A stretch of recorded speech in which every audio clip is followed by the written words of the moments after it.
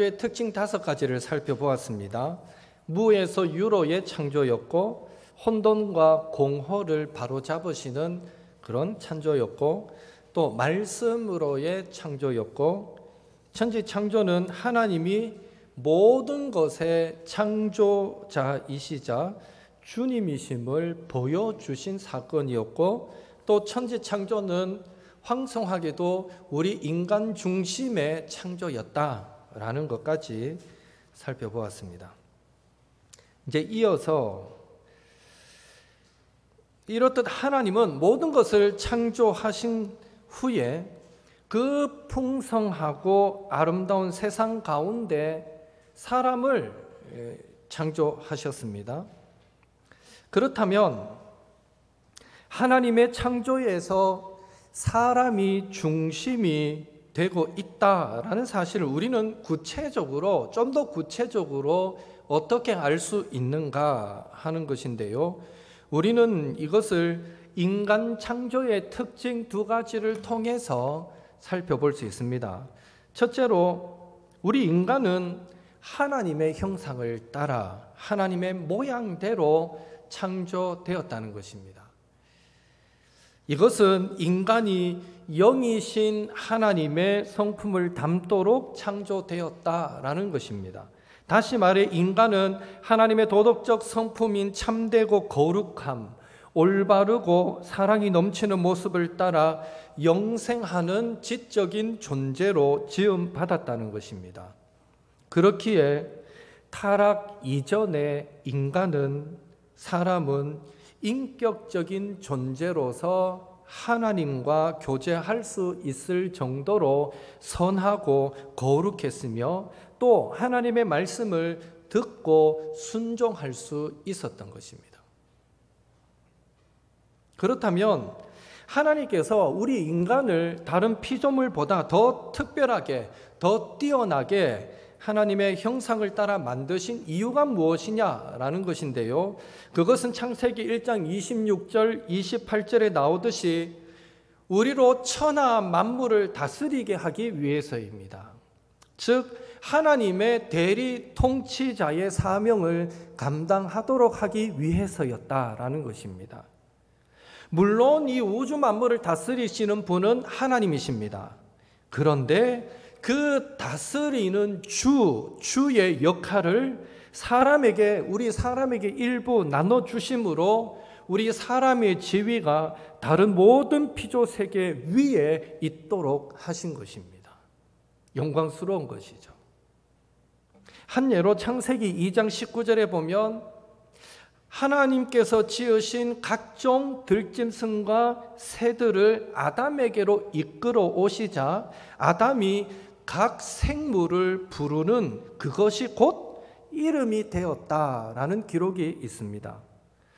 여러분, 성경에서 이름을 붙인다라는 것은 마치 부모가 자녀에게 어떤 기대와 소망을 담아서 이름을 붙이듯 그 존재의 의미를 부여하는 것과 같습니다. 당연히 이름을 부여한 자는 지위가 높아지게 되고, 그 이름을 부여받은 자는 그 권세의 다스림에 복종해야 하는 것입니다. 그래서 하나님은 내 부모를 공경하라라고 가르쳤던 것입니다. 낳고 우리에게 이름을 주신 그 부모님을 공경하라. 따라서 아담이 부르는 것이 곧 모든 생물의 이름이 되었다라는 것은 모든 생물이 아담의 통치에 복종했다라는 의미도 담고 있습니다. 그리고 아담이 모든 생물의 이름을 부여한 바로 그때부터 잘 다스리는 대리 통치자의 사명이 시작된 것입니다.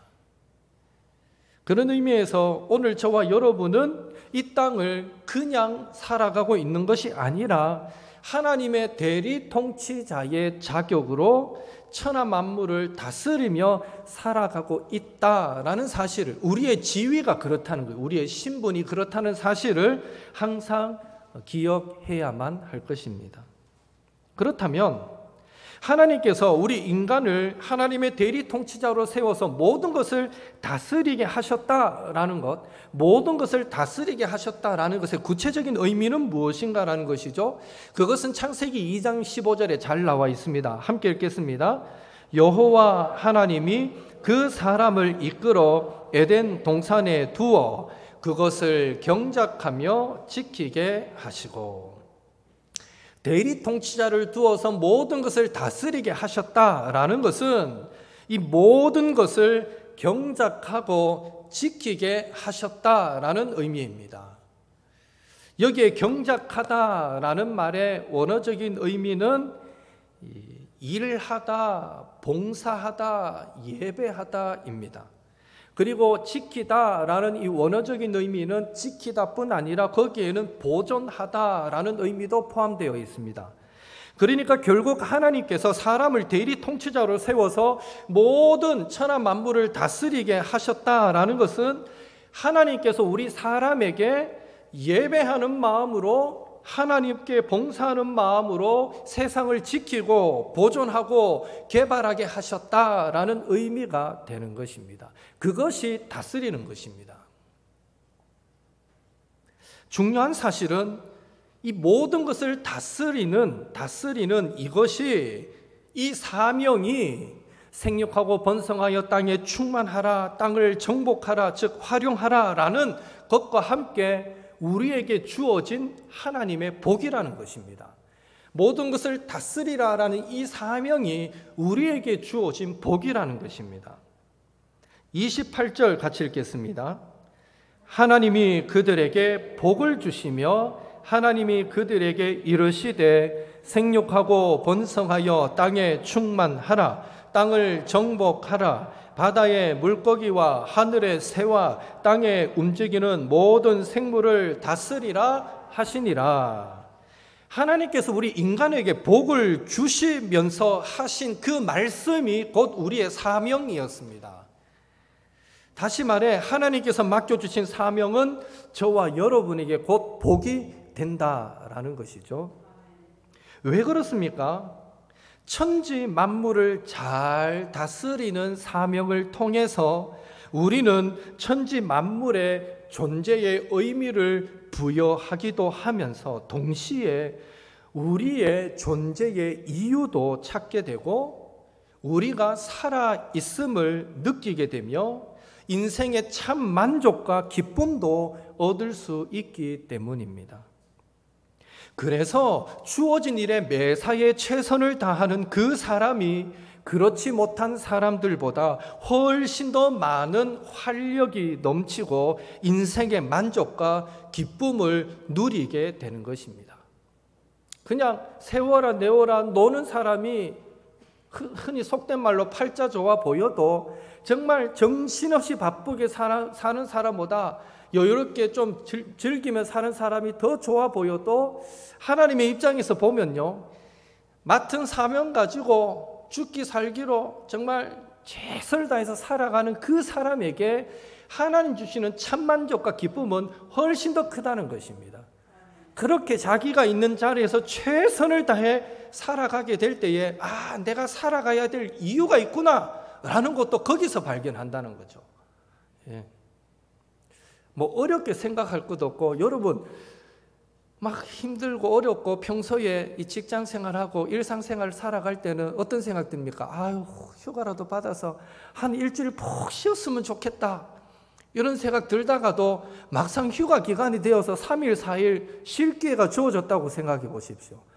하루 이틀 노는 건 좋은데 노는 게 더 피곤하고 더 힘든 거 느껴보지 않았습니까? 오히려 일상에서 돌아가는 그 나에게 주어진 그 자리에서 최선을 다해 살아가는 그 삶이 훨씬 더 우리를 건강하게 만들고 우리를 활력 있게 만들어 준다라는 것도 바로 이런 데서 그 의미를 찾아볼 수 있는 것입니다. 그런 의미에서 우리는 6일간 살아가는 세상 속에서 요령을 부리고 적당히 살려고 하지 말아야 합니다. 매 순간 하나님의 자녀로서 최선을 다해서 살아야 합니다. 그럴 때 우리는 작은 성취감 속에서도 내가 살아있구나 하는 것을 느끼고 하나님께서 주시는 만족과 기쁨도 얻게 되는 것입니다. 바라기는 이번 한 주간도 우리는 하나님의 대리 통치자로 살아간다라는 사실을 기억하시고 우리에게 맡겨진 모든 일을 예배하는 마음으로 하나님께 봉사하고 섬기는 마음으로 잘 감당하심으로 저와 여러분의 존재의 이유도 찾고 인생의 참 만족과 기쁨도 얻으시는 우리 옥토의 모든 성도님들 되시기를 예수님의 이름으로 축원합니다. 하나님의 인간 창조 두 번째 특징은요, 하나님은 우리 인간이 안식을 누리며 살도록 창조하셨습니다. 안식을 누리며 살도록 창조하셨습니다. 앞서 나누었듯이 하나님은 하나님의 형상대로 창조된 사람에게 마음껏 복을 주셨습니다. 다시 말해 하나님은 사람에게 생육하고 번성하고 땅에 충만하고 땅을 다스리고 땅을 정복하라 이 말은 땅을 잘 활용하라 이런 의미로 이해할 수 있습니다. 이런 명령을 주셨는데요, 그 명령은 사람이 하나님으로부터 받은 사명이지만 동시에 그것을 잘 감당하게 될 때에 존재 이유도 찾고 인생의 만족과 기쁨도 얻게 되므로 그것이 곧 복이 되고, 더불어 그 속에서 실질적인 사명을 잘 감당하는 그 속에서 실질적인 하나님의 부요함과 풍성함도 누리게 되기에 참된 안식도 된다라는 것입니다. 가령 사람이 자기가 하는 일이 이 세상을 잘 다스리고 돕는 자로서 다른 사람과 한 몸이 되어 서로 유익하게 되고 그것으로 이 창조 세계를 조화롭고 아름답게 만드는 데 기여하고 그 모든 것으로 하나님께 영광을 돌리게 된다면 그 삶이 얼마나 멋지고 아름다운 삶이 되겠습니까? 다시 말해 모든 것을 잘 다스리게 되면 잘 경작하고 잘 지키고 보존하고 개발하고 활용하게 되면 그런다고 해서 이 땅이 다시 에덴 동산처럼은 될 수 없겠지만 사람은 먹을 것을 걱정하지 않고 하나님이 창조하신 것으로 배불리 먹고 마음껏 살면서 이 땅에서 안식을 누리게 된다라는 것입니다. 또한 함께 창조된 사람들과 돕는 배필로서 이 돕는 자로서 한 몸, 한 공동체를 이루어 힘을 합치면 또 서로를 온전하게 만들므로 우리는 그 속에서 안식을 누리게 된다라는 것입니다. 예를 들겠습니다. 창세기 2장 18절에서 25절은 하나님께서 아담을 돕는 배필로 하와를 만드시는 내용이 기록되어 있습니다. 그런데 하나 이상한 것은 18절에서 하나님이 사람이 혼자 사는 것이 좋지 않다 하시면서 돕는 배필을 내가 지으리라 하시고는 19절, 20절을 보면 뜬금없이 아담이 짐승의 새의 이름을 붙이는 장면이 딱 두 절이 그 사이에 끼어 있습니다. 그 후에 다시 21절부터 하나님이 돕는 배필로 하와를 만드시는 장면이 이어지고 있습니다. 다시 말해서 창세기 2장 18절에서 25절 말씀에서 19절, 20절을 빼고 읽으면 문장이 훨씬 더 자연스럽게 연결이 된다는 것입니다. 그런데 마치 하나님께서 어떤 목적을 가지고 19절, 20절을 강제로 그 사이에 끼워 넣으셨다라는 그런 것처럼 보인다는 것이죠. 그렇다면 조금 어색하게 느껴지는 이런 문장의 배열이 오늘 우리에게 말하고자 하는 바가 무엇인가라는 것입니다. 그것은요, 하나님께서 사람에게 돕는 배필을 주신 이유는 혼자 외롭게 사명 감당하지 말고 함께 사명 감당하라라는 의미가 거기에 담겨 있습니다. 그러니까 사명 감당하는 이야기를 돕는 배필을 하나님이 주시고 만드시는 사이에 끼워 넣었어요. 그런 의미에서 혼자 외롭게 사명 감당하지 말고 함께 사명 감당하라라는 의미가 그 속에 있다는 것입니다. 다시 말해 우리 인간은 서로를 도와서 좀 더 온전하게 되는 존재로 창조되었다는 것입니다. 인간은 한 몸을 이룰 때, 연합하게 될 때 서로의 부족을 채워주고 온전해질 수 있다라는 것을 가르쳐 주고 있습니다. 그래서 아담은요, 하와를 보는 즉시 자신의 일부라는 것을, 그 하와가 있으므로 자기가 온전해진다는 것을 그 즉시 직감하고는 이는 내 뼈 중에 뼈요 살 중에 살이라 라고 고백했던 것입니다. 다시 말해 이 아담의 고백은요, 하와 당신이 내게 있어서 이제 내가 온전해졌습니다 라는 고백과 같다는 것이죠. 당신이 있어 내가 더 온전해졌습니다. 부부간에도 이런 고백이 있으면 훨씬 얼마나 은혜로워요. 당신이 없으면 오늘의 내가 있었을까? 당신이 있어 오늘의 내가 있습니다. 이런 의미라는 거죠. 하와 당신이 있어 이제 내가 온전해졌습니다. 이 고백이 이는 내 뼈 중에 뼈요 살 중에 살이라 라는 고백이 되는 것입니다. 그리고 사람이 둘이 한 몸이 될 때, 사람이 연합하게 될 때 서로 부족을 채워주고 온전하게 되는 이 원리는 우리가 하나님의 형상으로 지음받았다라는 증거가 되기도 합니다. 왜냐하면 하나님의 존재 방식도 삼위일체이기 때문입니다. 성부, 성자, 성령이 한 몸을 가지신 형태로 존재하고 계신다라는 것입니다. 그래서 하나님의 그 존재 방식대로 하나님이 이 우주 만물을 만드신 거예요. 그래서 암수 한 쌍씩 만들어 하나 될 때 온전해지도록, 그래서 남자와 여자도 하나 될 때, 연합하게 될 때 온전해지는 원리가 거기서 적용되는 것입니다. 그래서 한 몸 되었다라는 것은 신비이고 하나님의 축복인 것입니다. 그리고 이 한 몸의 신비는 남녀의 결혼을 넘어서 궁극적으로는 교회를 향한 말씀이기도 합니다.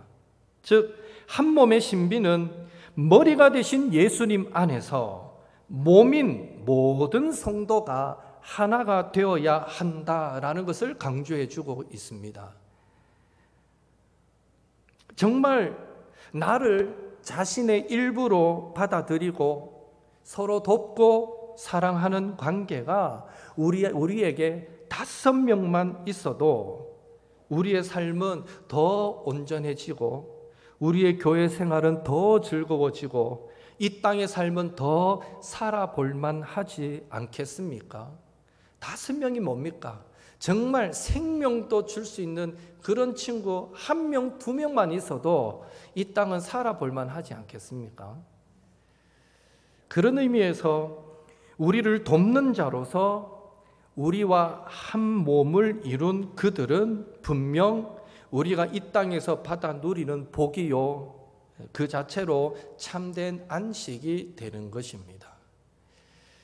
바라기는 하나님께서 우리에게 맡겨주신 사명 잘 감당할 때 그것이 우리에게 복이 되고 그 복이 이 땅에서 우리가 누리는 안식이 된다라는 것 기억하시고, 대리 통치자로서 천지 만물을 잘 다스림으로 우리에게 있어야 할 것과 관련하여 하나님께서 공급해 주시는 풍성함을 누리고, 사람과의 관계에 있어서도 서로 돕는 자로서 한 몸을 이루고 한 공동체를 이루므로 서로의 부족을 채우고 온전해짐을 누림으로 그것이 풍파 많은 이 땅에서 우리가 받아 누리는 참된 안식이 되는 우리 옥토의 성도님들 되시기를 예수님의 이름으로 축원합니다.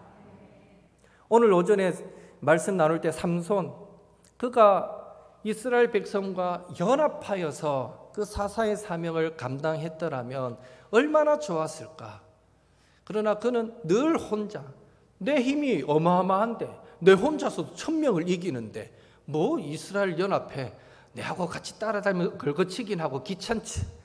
혼자 감당하다가 결국 한 여인, 정말 1000명의 군사보다도 못한 한 명의 여인에게 무너져서 그 비참한 시세로 전락했던 것을 보았는데요. 그런 의미에서 우리가 연합한다, 하나 된다라는 것은 놀라운 신비요, 하나님이 우리 믿는 자들에게 허락하신 축복이다라는 것을 기억하시고, 저와 여러분 더욱 한 몸, 한 가정을 이루려고 우리 공동체가 그런 공동체가 되도록 힘쓰고 애쓰고 노력하시기를 바라고, 그 노력으로 인해서 저와 여러분이 더 함께 아름답게 성장해 갈 수 있기를 한 번 더 예수님의 이름으로 축복합니다.